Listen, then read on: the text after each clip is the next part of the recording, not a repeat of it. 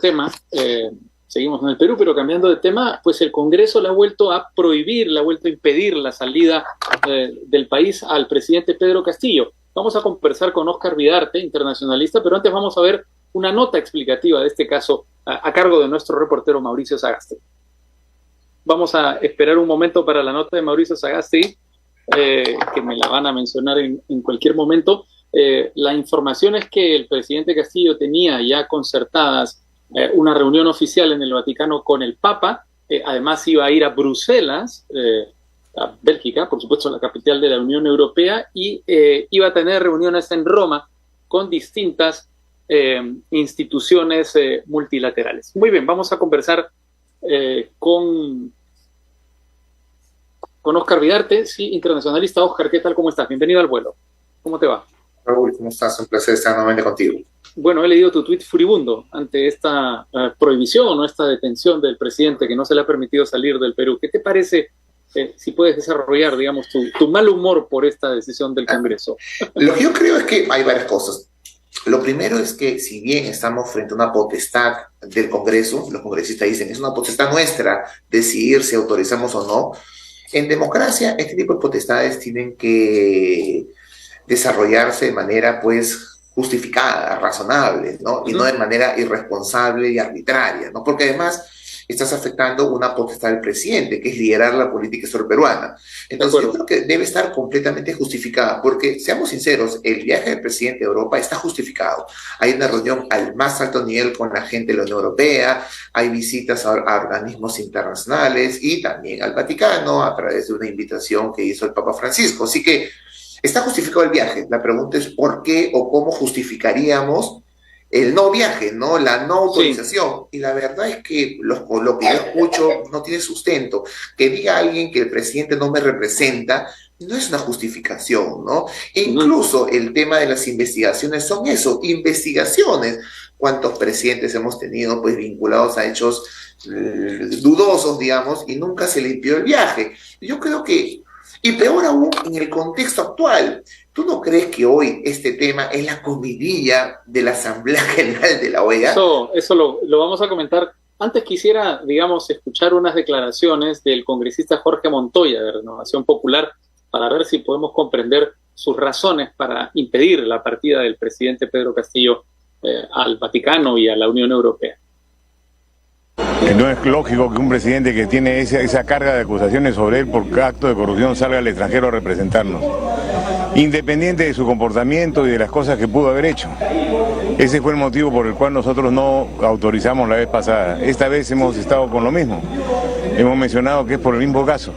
Sí, realmente esto es una vergüenza, no solamente nacional, sino internacional, impedirle la salida al presidente de la República hacia la Santa Sede. No tiene razón, esto realmente demuestra que hay un ensañamiento, hay un odio de parte de la bancada de la derecha que aprovechan cualquier oportunidad para cobrar venganza en contra del presidente de la República, del Ejecutivo.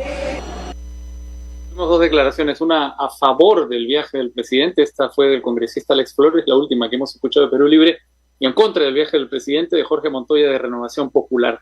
¿Te satisfacen las explicaciones de Montoya, mi estimado Óscar? Pues evidentemente que no, es decir, hay investigaciones que se están llevando a cabo y que deberán seguir su procedimiento y deberán, pues, terminar como deban terminar. Pero no es posible que un presidente elegido democráticamente, que tiene atribuciones en materia de política exterior, mientras cumple su papel como presidente, pues por más crítica que pueda haber, se le limite su accionar, pues, internacional. Más aún en un contexto en el cual, pues, la comunidad regional, Estados Unidos, reconocen de alguna manera, pues, el papel que está jugando el gobierno del Perú en asamblea, en su relación. En otras palabras, yo creo que no es una justificación válida, más aún considerando, pues, los antecedentes que hemos tenido de otros presidentes que han estado involucrados en escenarios similares y nunca se le impidió salir del país. Tampoco se termina de entender la lógica que hay dentro de Renovación Popular, ¿no? Porque por una parte está el señor López Alea que pide que huya al presidente, que se vaya, que se asile en el exterior, y por otra parte está su bancada que no quiere permitirle que se vaya. ¿Cómo vas a huir si no puede salir? Yo creo que el tema acá, y también lo he dicho, es completamente político, ¿no? Yo estoy convencido de que lo que le molesta a la oposición es que el gobierno, y esto me parece clarísimo, al margen de los intereses en juego del país, el gobierno utiliza estos espacios internacionales para fortalecerse. Es decir, yo creo que después de la Asamblea de la OEA, el gobierno peruano va a salir súper favorecido, súper fortalecido, legitimado internacionalmente. Y estos viajes también lo fortalecen. ¿Cómo la oposición peruana puede plantear una vacancia a un presidente que es reconocido por Biden, que es aplaudido por Blinken, que es reconocido por la Unión Europea, que es aplaudido por una Asamblea General pues bien realizada? ¿Cómo puede pues llevar a cabo una vacancia pues con ese nivel de legitimidad que tiene un gobierno? Entonces yo creo que es un tema político, más que odio, es político, es evitar que se siga fortaleciendo un presidente cuando nosotros queremos sacarlo de poder.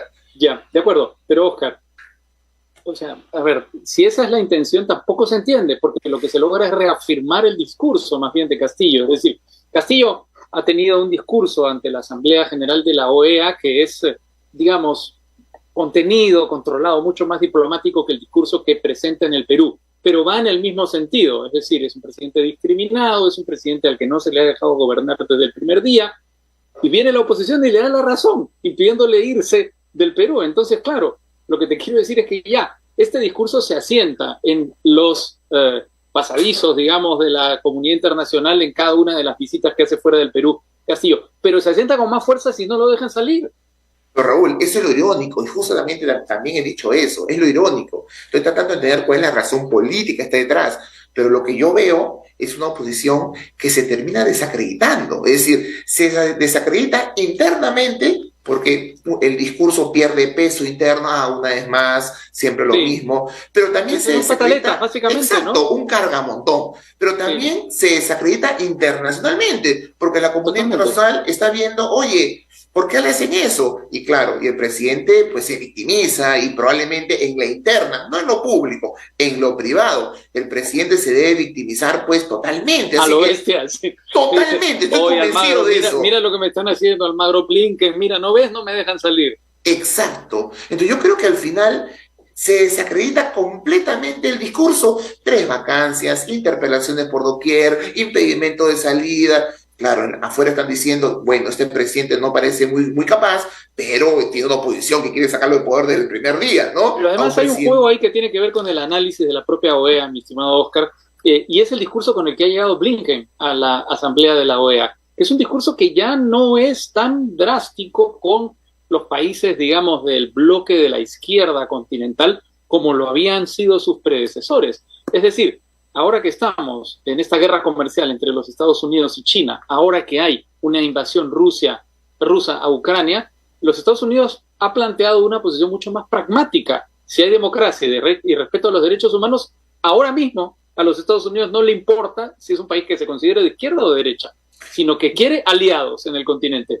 Y tú mira ¿a qué países ha visitado Blinken en esta última semana? Colombia, Chile y Perú, 3 países que en el último año han visto llegar al poder gobierno de izquierda. Eso no sucedía antes, eso no sucedía nunca antes, y eso también refleja un poco, ojo, que estamos frente a gobiernos de izquierda distintos a lo que sucedía a inicio del siglo XX. Es que no son gobiernos de izquierda como Chávez, como, ¿me entiendes? Exacto, son gobiernos de izquierda que quieren establecer una relación con Estados Unidos, probablemente distinta, pero quieren mantenerla y entienden, peor en un contexto económicamente tan difícil, que es necesario mantener la relación con Estados Unidos. Yo creo que en el caso de Chile, porque se plantea como un gobierno socialdemócrata, en el caso peruano probablemente por ineptitud, para no poder sacar adelante un proyecto político totalitario. O por sobrevivencia también. También, probablemente pragmatismo, ¿no? Sí, totalmente de acuerdo. Ahora, eso es lo que está ocurriendo y lo que tiene que ver con los Estados Unidos, y eso es lo que, digamos, pero ¿y con la Unión Europea, nuestro segundo socio comercial? ¿O tercer socio comercial después de Estados Unidos y China? Sí, la Unión Europea es una región clave para nuestros intereses, aunque también su interés por Latinoamérica se ha ido perdiendo en los últimos tiempos, pues siempre es importante. Tenemos una agenda económica, comercial, de inversiones, vinculada con temas de seguridad, narcotráfico, que siempre es importante tocarla al más alto nivel, ¿no? Entonces, la verdad es que creo que es una buena oportunidad que el presidente, la Cancillería, tenga contacto con altas autoridades en la Unión Europea. Tenían una reunión con Ursula von der Leyen, que es la presidenta de la Comisión Europea, decir, Dios mío, ¿cómo poder desconocer la importancia que tiene eso para nuestros intereses? Nuevamente, ¿no? Los intereses del país terminan quedando en un espacio secundario frente a en los dilemas políticos del día a día en el Perú. Algunas veces nos desconectamos de lo que pasa en el mundo, de los intereses del país en el mundo, para meternos en dilemas políticos en donde todas las partes tienen cierta responsabilidad, ¿no? Pero que ya terminan hastiando, ¿no? Ahora, algunos detalles que yo creo que no son solamente de forma, son muy importantes. Está la incapacidad de distinguir a la persona del cargo. Es decir, la incapacidad de distinguir a Pedro Castillo de la institución presidencial, que tiene varias atribuciones, entre ellas dos fundamentales. Una, personificar a la nación y dirigir la política exterior. El Congreso no está permitiendo que el presidente desarrolle esas atribuciones propias de su cargo, atribuciones constitucionales propias de su cargo. Totalmente de acuerdo. Él es el que lidera, según la Constitución, la política exterior y las relaciones internacionales. Y por eso decía que es totalmente arbitrario que le impidan a él desarrollar, pues, esa labor. Al margen de las consideraciones que tengamos, al margen de la popularidad que tengamos. Hemos tenido presidentes que han terminado, pues, con menos de 10 puntos de popularidad, y eso no implica que nosotros podamos impedirlo ejercer un cargo, pues, de elegido democráticamente. Entonces, y dime, Oscar, una pregunta con franqueza, ¿no hay un poco de menosprecio, incluso racismo, detrás de algunas posiciones? Porque no les gusta cómo se desempeña Castillo en el ámbito internacional, porque les da vergüenza el presidente Castillo en el ámbito internacional. Mucho, y no es nuevo, lo vimos en su momento también con Toledo y lo volvemos a ver ahora con el presidente Castillo. Es decir, el tema de la vergüenza o de la vergüenza que no va a hacer pasar tiene una mirada muy clasista y racista, ¿no? De que no representa, pues, el lenguaje o el discurso. Te pongo un ejemplo. Los comentarios, si él hubiera hecho los comentarios que hizo la presidenta de la Comisión de Relaciones Exteriores, Mari Carmen Alba, acerca de la República de Saharaui, lo hubieran colgado, ¿ok? De un mastil, ¿ok? Del mastil más alto ¿no? En el Perú. Pero eso de hablar de 40 carpas es un desconocimiento total para alguien que dirige la Comisión de Relaciones Exteriores del Congreso, de uno de los principales poderes del Estado. Pues eso es nefasto. Pero a ella no, pues, a ella no la van a crucificar de la misma forma, por las razones que tú y yo estamos explicando. Tenemos las declaraciones también del canciller César Landa, que se refirió al tema. Vamos a verlas, por favor. El pronunciamiento que ha llevado a cabo el Congreso el día de hoy significa una sorpresa para la Cancillería y también para nuestros socios y nuestros países amigos, en particular por cuanto su santidad, Papa Francisco, espera recibir, ¿no?, el próximo lunes 17 al presidente Castillo en una audiencia, pero también hacer una visita en este mes de octubre, que para el Perú es un mes muy importante por la religiosidad de la cual la mayoría del pueblo peruano vive y siente, ¿no?, dado que es el mes morado, el Señor de los Milagros. Bueno, Landa además está apelando a una carta, que es una carta que no hemos mencionado hasta ahora. Ya no es solamente que es un gobierno al que no le dejan gobernar y un gobierno discriminado, sino que además es un gobierno que no puede representar la religiosidad del país, ¿no? Es decir, un gobierno al que le están atando de manos, un poco menos que lo están crucificando. En un país, además, bastante católico, estás impidiendo que un presidente, pues, fortalezca sus vínculos con la iglesia. Además, considerando que durante campaña, creo yo que el plan de gobierno de Perú Libre era muy duro contra la iglesia. Y esto también representa un acercamiento importante con la iglesia. Que se impida, pues, ese tipo de vínculos, a mí me parece contraproducente en todo sentido de la palabra. De acuerdo. Una última pregunta, Óscar, un par de preguntas finales que me parecen interesantes y quizá después podemos mencionar un par de cosas que están ocurriendo en el mundo. ¿Por qué se le permite entonces viajar a Washington? ¿Por qué se le permite viajar a Washington? Yo creo que fue parte de una... A ver, es difícil responder la pregunta porque primero le niegan la visita a la sesión de investidura de Petro, lo cual también no le entendí muy bien, pero creo que Washington, la justificación era el foro internacional, la Asamblea General de la OEA, ¿no? De la ONU, perdón. Entonces yo creo que ahí pesó mucho el hecho que estábamos ante el mundo entero, ¿no? Una cosa es Petro, a nivel regional, la articulación regional, era un tema más protocolar de suma de mano, pero esto es un espacio político importante. Entonces yo creo que pesó un poco la crítica a la primera negativa y el escenario en el cual se iba a desenvolver el presidente. Pero no gustó mucho algunas declaraciones indirectas del presidente, ¿no?, a la situación peruana, y eso pues ha puesto pues claramente ha marcado un antes y un después que difícilmente parece que va a cambiar, ¿no? ¿Esto tú crees que lo enmiende el Parlamento o es una decisión ya tomada que no va a cambiar? Ha habido una reconsideración, un voto de reconsideración y no yo creo que puede cambiar porque la diferencia es muy pequeña, entonces puede darse el cambio de 2 o 3 congresistas que serían suficientes para autorizar el viaje, ¿no? Sí. Entonces yo creo que puede darse, todavía faltan algunos días, creo que todavía la Cancillería debería mover algunas sus fichas en el Congreso, y yo creería que algunos de esos que votaron en contra podrían pues incluso abstenerse, ¿ok? Con lo cual permitir el viaje. Yo todavía confío de que eso pueda suceder.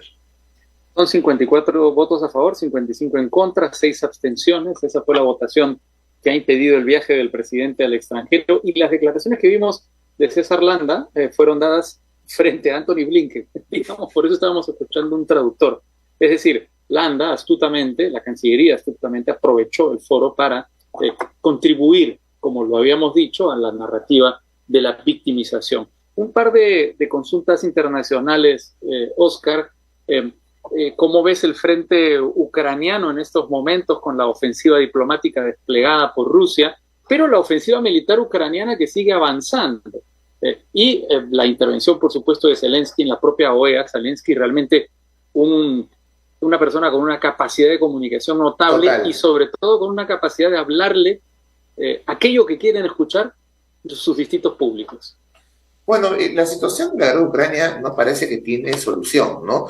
Hay el análisis militar, es un análisis de ida y vueltas, vemos fortalecimiento del frente ruso, vemos avances en el frente ucraniano, la cooperación occidental y sobre todo de Estados Unidos a Ucrania continúa y aumenta día a día, así que no vemos por el lado militar muchos cambios, digamos, ¿ok?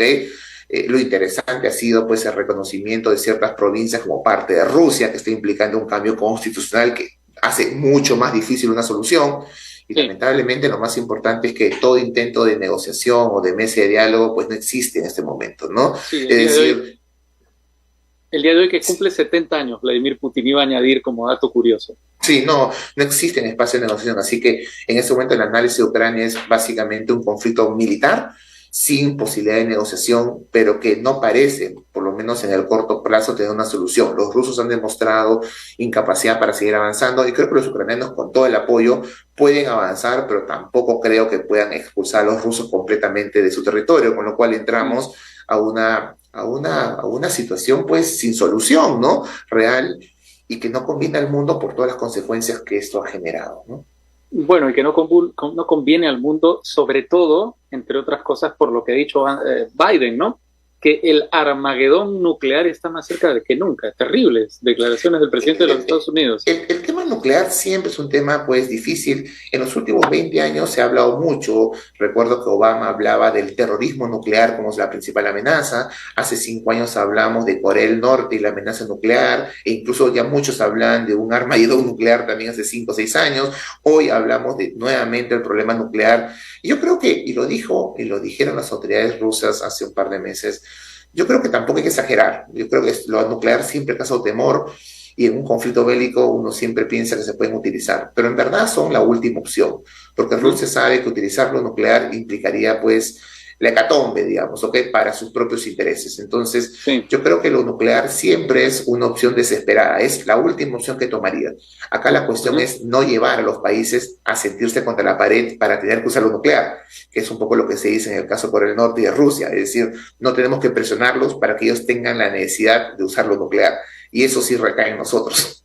Sí, finalmente, en lo que tiene que ver nuevamente con nuestro continente, los esfuerzos de Blinken son para que la resolución en apoyo a Ucrania de nuestro continente sea unánime. Pero hay dudas, por ejemplo, en Colombia y en Bolivia. ¿Cómo va eso? ¿Sabes? No creo que se logre pues una declaración unánime, no, a no ser que sea muy moderada, o sea, cambiar algunos términos, ¿no? Que no es lo que quiere Estados Unidos. Ahora, bueno, eso es lo que leemos de Estados Unidos, pero a mí lo que sí me preocupa es que mucho hablamos de Estados Unidos en Latinoamérica y los intereses de Estados Unidos en el Perú, en la OEA, pero lamentablemente no aparecemos en los principales diarios de Estados Unidos. Yo he estado buscando The Washington Post, The New York Times, y la cumbre de la OEA prácticamente no aparece, ¿no? Ayer hubo una mención a una votación acerca de Venezuela en la OEA y más nada. Y eso también debería hacernos que algunas veces creemos, con la presencia de Blinken, que estamos en el centro de la atención de Estados Unidos, y lamentablemente eso no es, ¿no? No estamos en el centro de atención y seguimos siendo una región cada vez menos importante para los intereses de Estados Unidos en el mundo. Oscar Vidarte, internacionalista, como siempre, un gusto conversar contigo. Hasta pronto, que estés muy bien. Adiós.